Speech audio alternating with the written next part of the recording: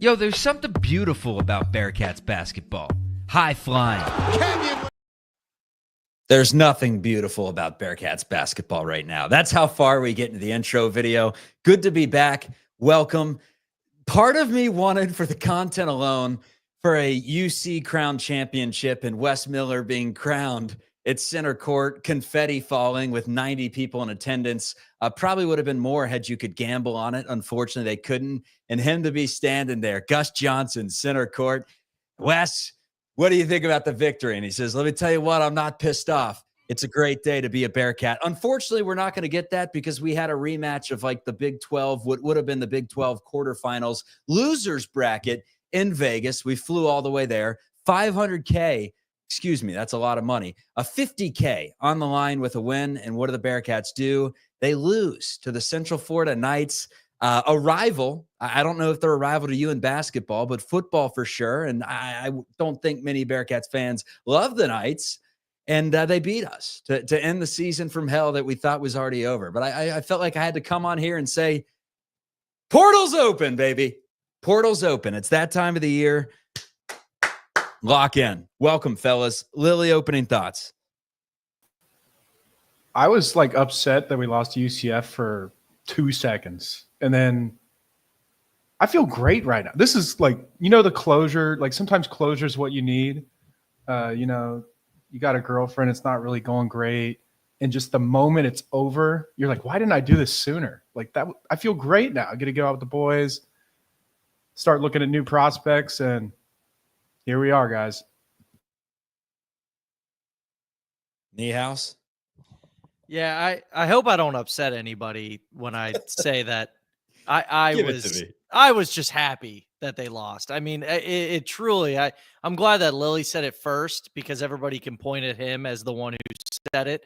But I don't want to say I was actively rooting against the team, but we were almost there. I was almost there just because this was a terrible season, Chuck. It had to be over. It had to be over. It was extended a month too long.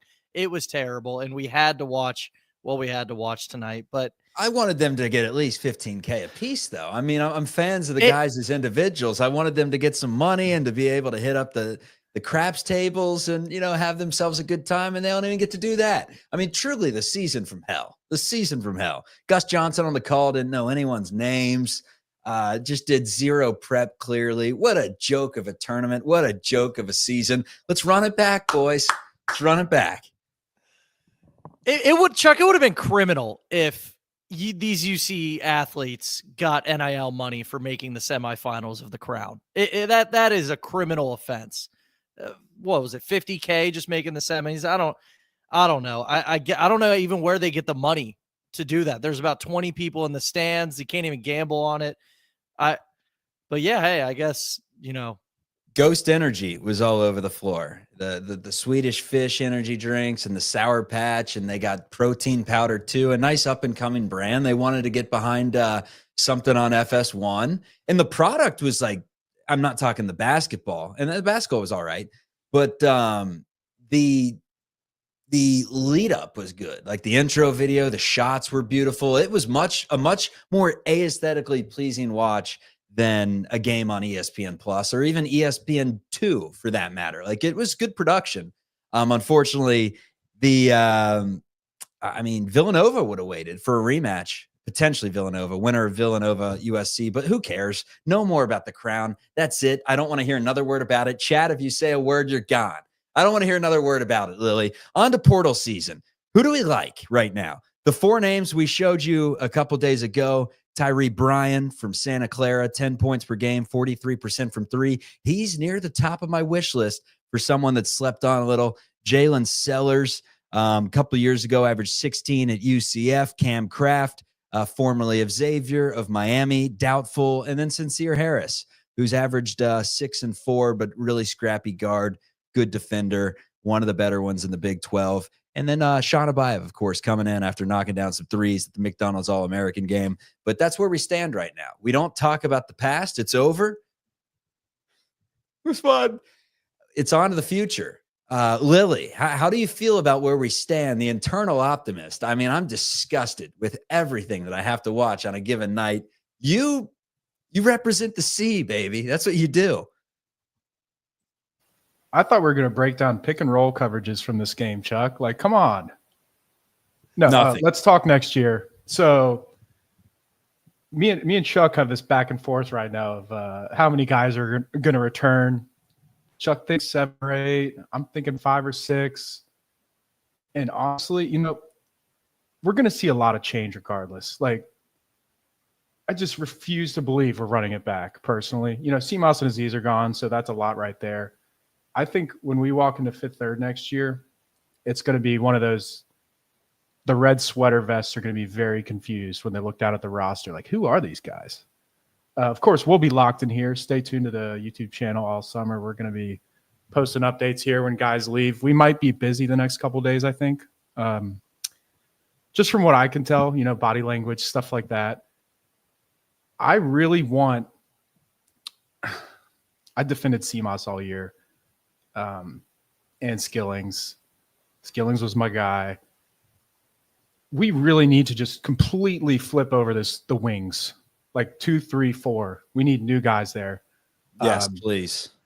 And I know it's everybody, right? Like Jizzle and Day have their problems. Aziz has his problems, but literally all I'm asking for is something completely different. Like, I need to see something different. I can't, if I walk in and it looks like this again, I'm going to turn into Chuck pretty quick.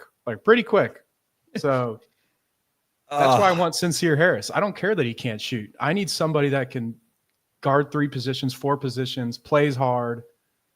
We need like 3 or 4 of those guys, and right now we have 1. Yeah, I'll tell you one thing that I'm excited to never see again is good Bearcat, had his days, but Aziz in the middle of the paint today had one from about 4 feet away that he could have just laid it up and in, and he didn't even look for his shot from 4 feet away. Dylan Mitchell from 6 feet away, from 3 feet away. It doesn't matter. Above the rim, he's awesome. That's what he does. But when he can't get above the rim, when he's just a few feet away from the rim, it's clunky. Jizzle James was terrible. I've been Jizzle James's biggest fan.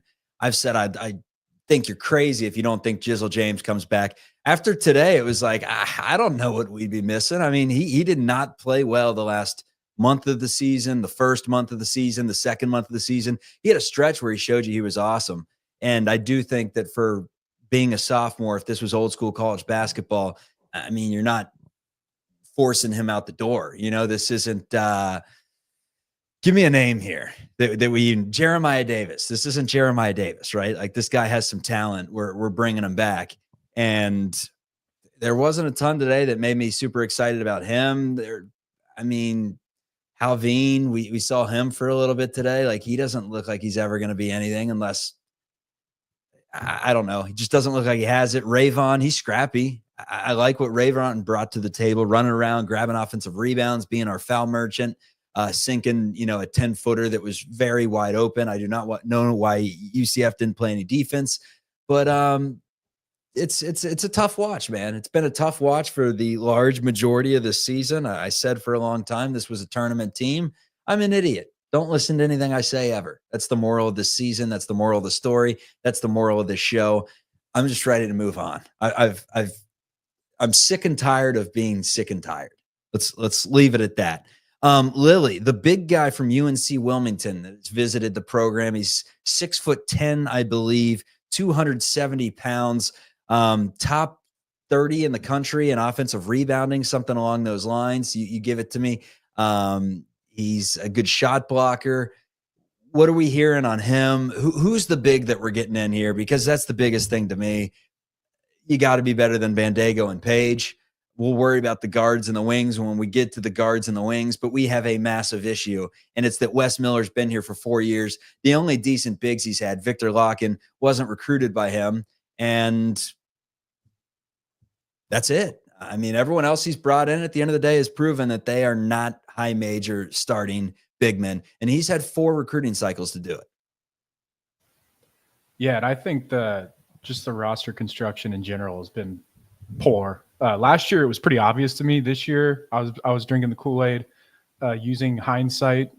It's the same thing. These last 2 years have been one long year of shit. And Harlan Obioha, probably butchered it. is the big man Chuck's talking about.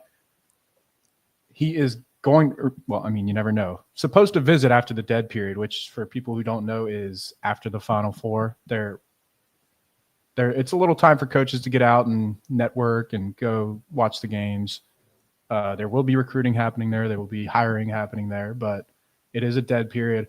He should be here one of those first days after. He's going to be visiting Wichita this week before the dead period, and then Texas and Cincinnati after. Other than that, we don't have visits scheduled publicly, but there is interest in like Jalen Sellers, who, if you're plugged in on Discords or Twitter, it seems like he's going to be deciding here pretty soon. And he hasn't visited here, but he's been to the arena. It's pretty sure he's familiar with our coaching staff. So maybe he's one of those guys you can get without a visit. And then was he on their bench today? Harris, was he on UCF's bench today? I don't think so. I followed him on Instagram, and he was not at their last game. So unless he flew out for this game, he wasn't. He'll be there for the semis. He'll be there for the Final Four of the Crown. You bet your sweet ass. You see Nick Lachey was at the game? Yeah. Nick's there. And our most famous fan, right? I don't know. Yeah. But we're going to see names pop up here in the next 48 hours, like probably at a much faster rate than they had before. And I mean, I don't know when our guys are going to leave, but it's going to be soon, right? Like we need to get the ball rolling here. Who's first, Niehaus? You would think that in the next 30 minutes, Niehaus, we're getting something breaking. Like, right? I was going to say, I just refreshed Twitter. I think maybe in the next 10 minutes. I think when we're live, we might have somebody hit the portal. Lily, who's before first? The plane? Before the plane? Might have to. You gotta think it's Arrington Page and Tyler Betsy. Those two are gonna those are the heavy favorites, because Betsy had 2 minutes today. Page hasn't seen the floor since the turn of the calendar year. Page is the hype man now, isn't he? He's the hype man. He did the too small and the stomp. I'm like, geez, Arrington, you really want that check? He wanted he was getting that check. Yeah, he did. He didn't. No, he didn't. No, he certainly did not. And I'm curious what that check is going to look like for him next year, because him choosing UC did nothing but hurt his chances of getting a big check. I don't know if that's him. I don't know if that's Wes, but was not the right decision for him, clearly, because it just got worse and worse as the season went on. But Chuck, he's a big body, though, and he's got some skill. He could be good at a lower level. I mean, you send him up to Athens, Ohio University, they'll probably welcome him with open arms. Absolutely. Chuck, I'm a little upset that I had to scrap all my Crown notes. I mean, I took extensive notes on this game. I did too. I just don't want to talk about it. I thought we were going to win. I mean, I thought we were going to win. We were going to go give a plea to West to give Hudson a birthday Crown victory. It's Hudson's birthday on Sunday. I thought we were going to have a championship for him. Happy birthday to Hudson. He's not on tonight's show. He's enjoying a much better night, but no, a terrible game. That's my take on it. Terrible game from Jizzle. We talk about who we want back, who we are fine missing out on. It starts and ends with Day Thomas, for who I would miss next year. And I know that's different from what I said 2 days ago, where I said I would like Day and Jizzle back. And no, not just because Jizzle had one bad game today. I'm like, you know what? See ya. But if he's gone, I wouldn't miss him. I'll put it that way. Day, if he's gone, I would miss Day. I think he's the only single player on this team that I would really, really want back. I had a Twitter argument today in the DMs about Jizzle. Like, I just think his usage was too high this year based on other players, like them not stepping up. So maybe with lower usage, he can be a efficient player next year. But then you watch tonight, again, still the same bad players around him. And it's just tough because, like, he just can't shoot. So, Dude, I don't know. Offense doesn't move. They just don't have that connectivity at all. What's the word that we call them? Connectors. The connectors that just the for the Warriors that I cover. It's the Brandon Pajemskis of the world. The guys that can swing it, that can move the ball, that can get in the middle, that can kick it. Like, we don't do any of that. There's no back cuts. It's just a lot of standing around. They try to get in their sets. They get into them too late. You got a black hole in the middle that just can't score the basketball, which is tough. And then your 4-man really can't score the basketball, although he was making some nice plays today. I'll say that about Dylan Mitchell. But there's just a lack of talent. There's a lack of shooting. There's a lack of a roster that makes sense. There's a lack of just about everything right now, except for passion. The fact that we got 358 people watching the post-Crown show, I guess that's when you know it's bad for the Reds. Last I checked, they still hadn't scored a run. What has it been, 27 innings? Yeah, I kind of lost count at this point. Maybe we do and 8. Yeah, do a content stunt. We go on top of a building and camp out or something in the cold until the Reds score a run, or until the Bearcats make an NCAA tournament. Then we may be doing it for the next 700 or something. But Lily, I'm putting you on the spot here. With what you know about our coach, with what you know about our NIL funds, with what you know about what could potentially be coming back next year, do you feel confident entering the offseason, not knowing anything about who we're bringing in, that next season could go a lot better than this year? Talking tournament, the real one. I don't feel confident about it, but compared to other UC fans, I do. Like a lot of people say there's just no chance, burn it down, fire him now, move on, blah, blah, blah. Tons of bad coaches and average coaches, below average, above average coaches make the tournament. It's not that hard. The tournament's huge. Like, it is really not that hard to make it. It's been hard for us lately. I think that's the issue, Lily. Bad coaches make the tournament. It's been 4 years. Wes can't even do it. And we ran it back with this, you're selling it with continuity. And, we all ate it up. We ate it up. We were 100% sold. But here's the issue. Our job is not to make the right decisions. It's just to talk out of our ass and, then update our analysis when the analysis hits the brain. And yeah, sure, in the offseason, we liked it. But it's kind of Wes's job to see through it and see the potential flaws that the fans that are drunk on the Kool-Aid that they're giving you don't tend to see. I mean, he saw this every day at practice and sold us in the offseason like this team's coming. You saw the hype videos entering the year. They had Niehaus in the hype videos saying, This is the year. This is it. We're the most talented team we've ever seen. Final Four. And we couldn't even make the Final Four of the Crown. I was talking about the Crown, Chuck. I mean, this is the year we almost made it. We're about 1 win away. Oh man, what a joke. Somebody said in the comments that this is the most this is their least favorite Bearcat team of all time. I think this takes the cake. I mean, it was hard for me, somebody who never misses a game, to sit down and spend 2 hours watching this team play in April. And I know it's because it's April and we're playing in the Crown, but I look forward. It's going to be next week and I'm going to be like, get me to November. But this team was just terrible. I don't have much more to say, fellas. I don't know. I'm just waiting for something to break on Twitter so we can break it on the live show. You would think that, by the time they get out of the shower, they're like, all right, it's time to really open this thing up for the fan base, but maybe not.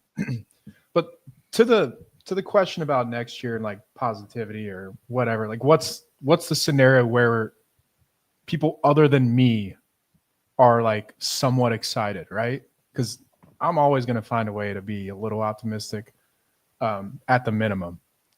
And I think it's do or die. That's always exciting. It really is. It's do or die. If it blows up, then, I've seen the content before. I was on the ground floor when Butch Jones got the firing from Tennessee. I saw that fan base. And sure, it's not going to be Tennessee and Clifton, but we got passionate fans, man, and we won't stand for it. And we will look, we heard the boos in Fifth Third Arena this year. It'll be tough next year if they don't figure this out. We got a GM.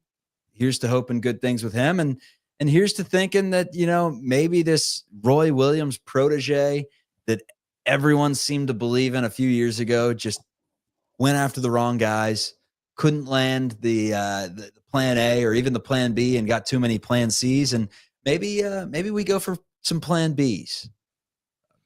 Do you think that like kind of dumbing it down a little like that and just focusing on guys you can get, guys that play hard, like to me, that's the path to being good next year. Like, stop chasing these big names. Like, just get in some Bearcats, and we might make the tournament. Like, it'll at least be prettier. I mean, not prettier to watch, but prettier to what Bearcats fans like to see on the court. And like, to me, if you have guys like that on the roster, you're not going to lose. You're not going to get swept by Kansas State. You're not going to get swept by West Virginia. You're not going to lose to Oklahoma State. Like, that's the fine margins here. If we won those 3 games, we're in the tournament. Like, it feels like we were so far from it because it was a miserable season, but it really, like, call me stubborn, but I really think it's possible next year. I wouldn't put it at like 75%. I'd probably put it at like 30, but I think me putting it at 30 is way higher than most UC fans would right now. Yeah. So what you're saying is we need more dogs. We don't need no cats. We don't need no meows. You need to be more like a dog. John White says Sean Abayev is the positivity. Keyshawn Tillery won NCAA Player of the Year, whatever that means. It's his prep, one prep Player of the Year, I believe. Correct me if I'm wrong, Lily. Hopefully he wins NCAA Player of the Year next year. That would be nice. Well, that's the issue. Is if the positivity is freshman in a do or die season, this is tough. This is not a good spot to be in. We've seen coaches turn things around before with just a completely new roster and overhaul, sometimes not even necessarily an expensive roster. But we've had 4 opportunities to see this front office, this current iteration of Cincinnati Bearcats basketball, try to change things and mend things and then run it back and figure out what looks like the best version of this program. And unfortunately, every time they've done it, it's gotten a little bit worse. I mean, our biggest win, Illinois, was the first win. You know, it was the first big win. Yeah, I think the positivity comes from the fact that we're either better or we're going to be looking for a new head coach at this point next year. Which is exciting, right? Which is New exciting. This is the very first year in all 3 of our lives that we are entering the year with a coach firmly on the hot seat. Think about that for a second. We've kind of been lucky, kind of been blessed that we just have been going into the year like either positive, expecting the tournament. Like Mick going into year 5, I would say, was on the hot seat. Yeah, probably. But that, we say it every time. Like, it was different then. You had to sit out a year. You had to go after JUCO guys. Like, it's not today's day and age. You're probably right, though. If there was ever a year, it was definitely that one. But that's what I'm looking forward to is like you said, it's do or die. You're either better or we got a coaching search on our hands, boys. Early front runner for we can't talk coaching yet. They'll clip it when West makes the Final Four next year. We don't want that. Oh, that'd be great. Yeah. I'll sacrifice a clip if that means a tournament, if that means a single tournament. What's the worst case? Like what is the scenario you guys think of where West stays, but we're all pissed? Like, is it first 4, win the first 4 game and then lose the second, also while losing to Xavier? Like, is that it? What if they didn't make the tournament and kept them? Oh, come on. That just can't happen. We said that this year. I said that before the season, brother. I said before this season, if this Cincinnati Bearcats team, with him running it back and all the hype and preseason top 25, can't make the NCAA tournament, you're kicking them right to the corner. I think Lily was saying that they're not going to keep him if they miss the tournament. At least I hope that's what Lily's saying. They're not going to keep him. I can't see any scenario if he misses it that he stays next year. This year it's different because he wasn't on the hot seat before the season, I think. But he was on my hot seat. But my hot seat doesn't mean anything. The team won 19 to finish the season. I thought they were going to win today, win the next few, and they were going to end the season saying we had 22 wins. We had something to build on going into next year. I believe in this program. No, 19. They don't even get to the 20. I don't know what to say. Unfortunately, this is the first time I've sat up here and I don't know what to say because this loss did not make me feel any type of way. And entering next season, I have no idea what direction you go in terms of who you retain, if you retain anyone, how you're allocating funds. That's an interesting thing to think about. So Wes is bringing Corey Evans in because apparently he believes that he's a genius, and Corey Evans believes that Wes Miller can coach, clearly because he's hopping onto the Titanic. You know, he may get one cocktail before it hits the iceberg and they all go flying. I mean, seriously. And I don't mean to like drive it even further into the glacier, but like the portal has been kind of rough so far. I feel like now, obviously they've been playing in the Crown, but like, I feel like the talent is not, like, it's not great this go around, yet it's a player's market at the moment where some of the numbers that we're hearing for these guys are absolutely absurd. Like it's all leverage is on the players, and there's not top high end guys really to go after. Now, I say that now. I mean, I have no idea. Maybe next year there's a portal guy that ends up being National Player of the Year, right? But it doesn't seem like either the guys we're reaching out to or the guys that are attainable I want Vihar. Are going to be the ones that, from Arizona. I need Vihar. He would be great. I need him from Arizona. He would be great. But outside of him, like, it doesn't seem like there's anybody we can get that's like going to turn the ship around yet. We need guys. How long has it been since we had a star? We just need to find, like, John Tanji for Wisconsin this year. He was not supposed to be anything. He sat out at Missouri last year, and none of these guys are like we need a John Tanji. We say now there's no one in the portal and it doesn't excite you that much, but I guarantee you we go 365 and look back at it and we'll be like, oh yeah, that guy from Delaware turned out to be a dog, you know? So you just got to find the diamonds in the rough. And as of late, we haven't found them. We reach out to every single person. Like whenever a tweet pops up of John Rothstein saying so-and-so from Notre Dame has hit the portal, these schools have reached out. Cincinnati's usually in there. Xavier's usually in there. We're usually one of like 30 teams. So we're going after legit everyone. The question is, can we land the right players? Because there are guys out there that are cheap, 100%. UC has just never done a good job of getting them in this paid era, which isn't a large sample size. And to that point, Chuck, in my spreadsheet, I went back and looked at last year's spreadsheet. On this day last year, we had 14 total links. We're at 28 right now. So there's more talking going on, and I think that says a lot about how many openings we're going to have. Yeah. Hey, fellas, it's no longer in Wes Miller we trust. It's in Corey Evans we trust. The GM may be the most important person entering this program because it was a roster construction issue. Like, who knows if Wes Miller can coach or not? I haven't been fond of the in-game adjustments by any means, but this was a flawed roster. Every roster he's had has been flawed in some sort, and just about every single one starts and finishes with the fact that there were no good big men. This is a program that went from Martin to Maxiel to Hicks to, Octavius Ellis to Gary Clark to Trey Scott to the list goes on and on. There was always a bridge. And in this last 4 years, there has been no bridge. There's just been no bigs. And you can't win basketball games that way with the way that Wes Miller's trying to form an identity. And we better find it, because as of right now, there's not one name that we're linked to that's big that I'm like, yes, that's the guy. Not a single one. I don't know about you guys if you've seen it. Identity is the word for the offseason, because we don't know what this bullshit was the last 2 years. It has to be very obvious for fans what's going on next year. And with that, you need a team identity, like just something that shows to us that change occurred. Ross Courtney's stuck in 2019, apparently. Thank you for joining the program, Ross. But he says, SK, Troy Copain, Evans, Clark, Stevenson, Tari Eason. Come on, guys, no stars. None of those guys are Wes Miller guys, you know? This is Cumberland. This isn't a program thing, man. Like, it's the current state of the Cincinnati Bearcats basketball team. Like, it's as simple as that. Like, this has been a successful program with any coach in the past 30 years. Now, two coaches, I guess you could say.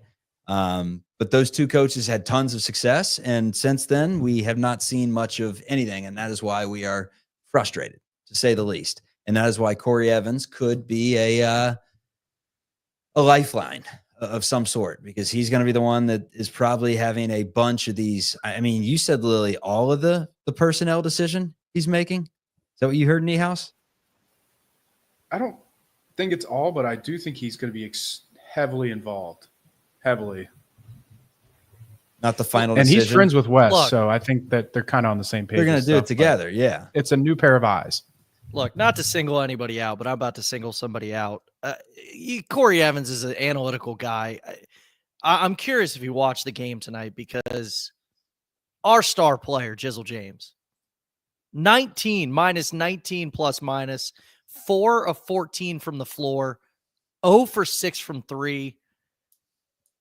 Do you think Corey Evans, as an analytical guy, is going to Wes Miller? He's like, hey, this Jizzle James guy relies on the worst shot in basketball. Maybe, slide that box score for the contract negotiations to start. Because that's what we got going on. We're going to have contract negotiations for the guys returning. I mean, that's the reality of the biz nowadays. So I'm curious what Corey Evans thinks of Jizzle James. Truly. It's a fascinating point. Like, I want him back. I wanted him back. I want him back. And it's the same with all these guys. Like, it changed game to game, truly game to game. It changed for 95% of these guys. And you are relying on Corey Evans to have a nice set of eyes and to know what he's looking at and how it works. Because half of me says, look, we've seen Jizzle James go with that reverse layup that is slick as hell. We've seen him power his way to the bucket. We've seen him back down a little bit and have that turnaround J. Like, we've seen different elements to his game. You have to view it as what he could look like with players around him that do what you are looking to do. And unfortunately, they didn't have that this year. But you're right. When you watch today's game, it didn't look like he had a quick first step. It didn't look like he was truly interested. Like, there wasn't a lot watching it that was like, this is our dog. Let's give him the bag. But if it's the same amount and you can afford them, like, I would love to see Jizzle James back. I mean, I got a t-shirt that says Jizzle on it.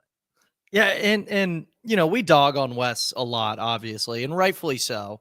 But outside of the whole Aziz and Dylan Mitchell thing, which really bogged down the offense, and the fact that you literally did not have somebody who can pass the ball into in the post and expect to get a bucket, and they can't stretch the floor either. Like, that is my number one thing about Wes when it came to the roster that kills me. Outside of that, I seriously, I think the guys let him down this year. I think you counted on two guys to be absolute stars in CMOS and Dan, and they just weren't. They weren't. And honestly, I feel bad for Wes when it comes to that, because I like Wes. I unfortunately really like Wes. He's a very likable guy, and I'm rooting for him. Obviously, I still want him to win here. I'm excited to see what he can do. What choice do we have? I think he was duped. I think he and the fan base were duped. Two guys that just were absolute no-shows all year long. And, a third guy in Jizzle James who could fill it up, but if he took 25 shots, so I don't know. It's tough. Players change with, like, who's around them. So, like, that's my thing with Jizzle. Like, if he's talking to Wes saying, like, I want to fix this here, I get it, Like, I think he has that Bearcat in him, like, much more than some other guys on the team. I would love to see some new guards in here, but at the same time, if that's the guy that wants to try to fix this, whatever, If Wes is willing to risk his career on this guy, I'm in on that. I just need to see a ton of change in other places in that scenario. Yeah, and that's the word that we're looking at. It's change, it's identity, it's the molding clay. How is Wes Miller's got to get into the lab and figure out what the heck this thing's going to look like. He's got 15 scholarships to work with now.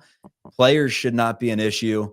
Question is top heavy, in terms of spreading the wealth.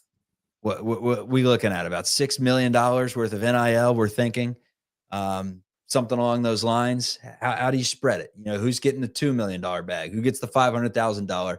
It is so nuanced. It's so nuanced and so strange that a sport that was so taboo with money for so long is now playing in a cash prize tournament in Las Vegas for, $50,000 for a win over Central Florida. Like, truly wild what it's come to this quick. That's my final thought. Truly wild. I think I'm out. I think I'm out of thoughts. Lily, you're gonna have to save me here. I got nothing else. Just get the stick meme. Do something. That's what we want. Just do something, Wes. Thankful the season is over. Ready for these guys to hit the portal, and we're gonna be going live for these portal entries and exits. You know, for the most part, obviously, you know, barring any like 1 a.m. and Ayrton Pages in the portal. I think that one that one might be a tweet. I'll wake up. Follow Bearcat Bunch. Yeah, I'll get a buzz on my phone and I'll get up and I'll record that thing solo live. Lily, any final thoughts for the way out? Sorry, everyone, for being so toxic today.